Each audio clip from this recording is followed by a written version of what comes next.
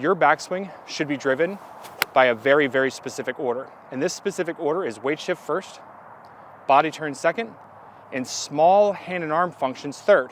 Under no circumstance do your hand and arm functions ever supersede weight shift and body turn. And a lot of you at home get false senses of movement because you can move the club in space from your hands and your arms. You can push the club back from your lead arm, you can fold your trail arm up really quickly, and that, my friends, at home starts a whole lot of momentum and inertia in the golf club. And it's very hard to get that stuff under control and to get your body to actually do anything with it. And a lot of you start to develop really catastrophic faults, getting stuck on the inside or swinging the club way over the top. Now, unfortunately, the world of golf instruction and the sexy marketing that stands behind it has brainwashed a lot of you at home to think that it's better to swing the club more from the inside than it is on top of the plane line, when in fact, that's not the reality. You can play successful golf from either side of the plane line. So today what we're gonna be doing is I'm gonna be walking you through a step-by-step drill that's gonna help you get the golf club on plane once and for all. It's gonna help you overcome a lot of these catastrophic faults that you deal with from beginning to end. That's right, that's pretty exciting, right? You're gonna have a golf swing that's on plane. So before I start teaching you today's drill, do me a big favor, head down below, click the subscribe button, hit the thumbs up button for me if you like today's video, and if you have any questions or comments on today's drill, please post that stuff up below. I love to help you guys out. I love to make sure that we're all on the same page. I want you to be in a good position so that you can take on next week's video. Let's get to work. Now, how I like to start out the drill is I like to start out by isolating completely and getting the golf club out of the mix and just working on weight shift and body turn. So what I like to do is I like to have a golf ball down on the ground that's present, that I'm gonna have my eyes focused on the entire time. And I like to set up to the golf ball with the club in my hands and have a good setup position that I'm gonna be working from. Once I have the setup in a good spot, then I'm just gonna simply take the club, throw it on the ground, and I'm gonna stay in that position. What I'm gonna do now is I'm gonna cross my arms over my shoulders, and we're gonna do 25 reps where we press down in our trail ankle. So if you're 50-50 at address, you're gonna press down to where you feel about 70%. And all you're gonna do at this point is you're gonna take your rib cage and turn your guts as much as you possibly can. And we're gonna do 25 reps just like that. So good setup position, pressure shift, turn.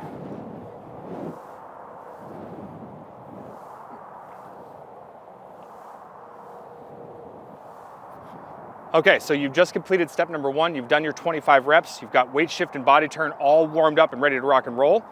Now, let's start adding some hand and arm function here.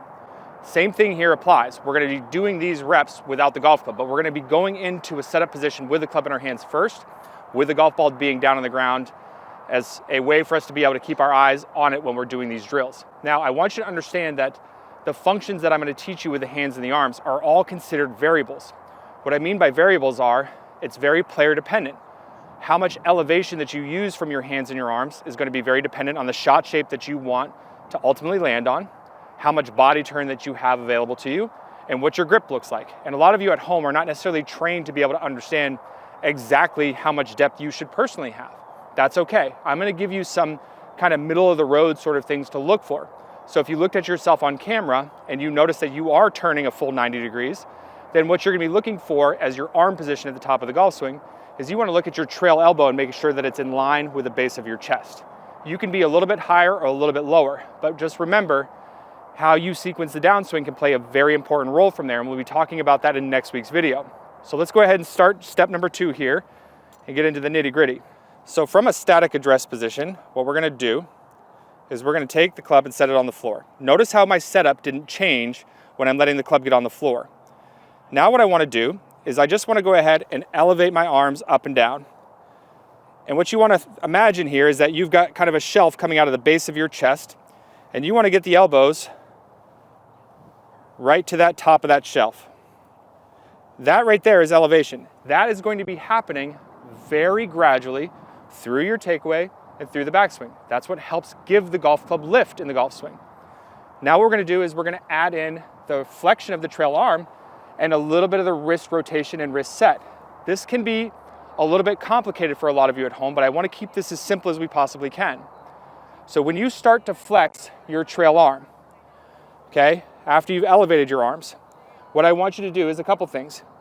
Number one, I want you to flex your trail arm to about 80 to 90 degrees max, and I want you to keep your lead arm passively straight, not ramrod straight like where you're all kinds of tension. Your hands and your arms should be relaxed.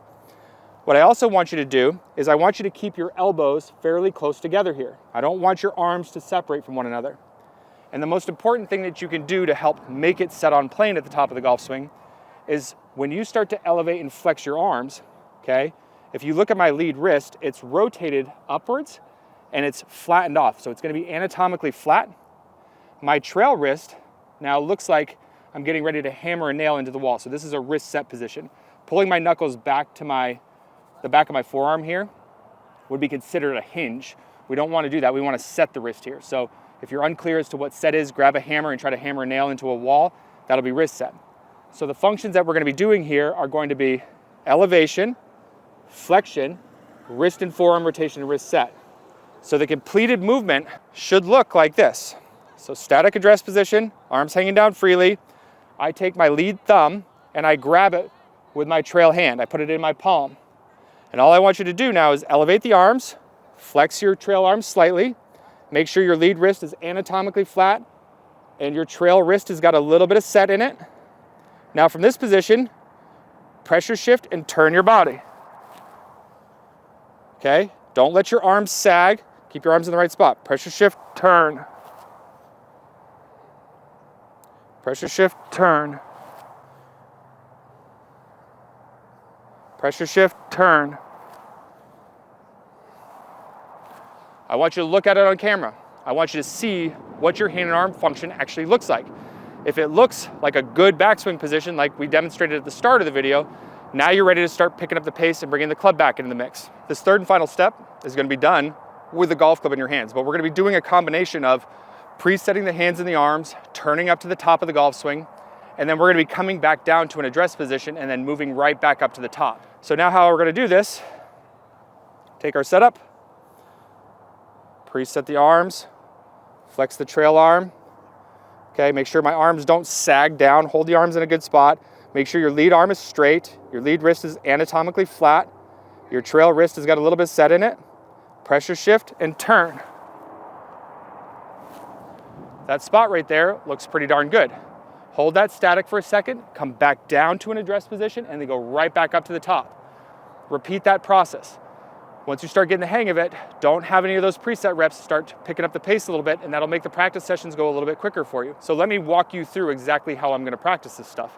But remember, if the golf club feels a little bit too heavy for you at first when you're doing these drills, because you're having to move a little bit slow and be a little bit more mindful of it, then you can just flip the club over, okay? We don't need the momentum and inertia in the club head to screw things up for us in the first place. But a lot of you at home want to make this as realistic as possible, and I know that a lot of you want to see kind of the light at the end of the tunnel, so start out with a heavy end to see if you're capable of doing so. So I'm going to go ahead and go through the exact step 3 in its entirety from beginning to end. I'm going to preset my arms, flexing my trail arm, lead arm is passively straight, lead wrist is anatomically flat, my trail wrist has got a little bit of set in it. I'm not letting my arms sag. I'm keeping my arms right in this position. I'm pressure shifting and turning down to the bottom, right back up to the top. Down to the bottom, right back up to the top. Do as many reps as you can in a set before you start getting a little bit fatigued. Go back and check your set. Look at the position that you preset. Look at it to see if it's the right spot and what you're looking for. And then look at the reps where you come back down to the bottom, up to the top. Repeat the process over and over again. This right here is going to help you set up your backswing for success, which in turn is going to help us get our downswing set up for success. If you're moving in the right order early, it's much easier for us to be able to manage your firing order on the way down.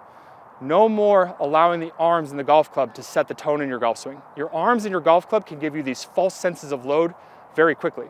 You want your hands and your arms to follow the big body turn and weight shift, and you want your hands and your arms to be able to just put these little subtle inputs that help set the club on plane and get you set up for success.